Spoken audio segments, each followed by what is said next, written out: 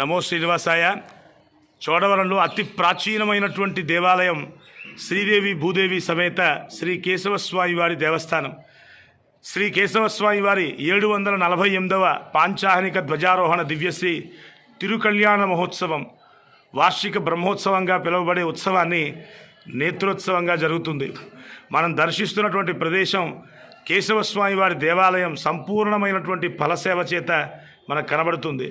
పద్మావతి పరిణయోత్సవాల్లో తిరుమల క్షేత్రంలో స్వామివారికి అద్భుతమైనటువంటి వివిధమైనటువంటి ఫలాలతో అలంకరించడం ఒక సంప్రదాయంగా తిరుమలలో మనం దర్శిస్తున్నాం.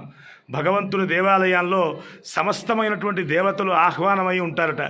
ఆ దేవతలందరినీ ప్రీతి చెందించడం కోసం దేవాలయ అంతర్భాగాన్ని సమస్త దేవాలయాన్ని సర్వాంగ సుందరంగా అలంకరించుకుని కళ్యాణమూర్తి అయినటువంటి కేశవుడి తాలూకా దివ్యమైనటువంటి దర్శనాన్ని మనం పొందుతున్నాం.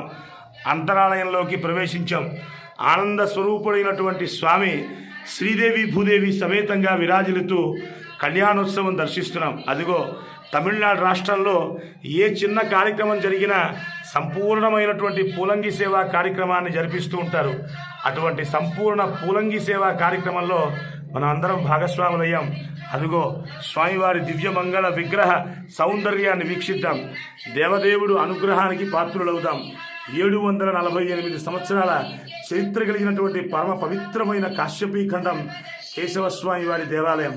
ఆ స్వామికి జరుగుతున్నటువంటి అద్భుత ఆనంద నేత్రోత్సవ కైంకర్యంగా చెప్పబడేటువంటి ఉత్సవం కళ్యాణోత్సవం.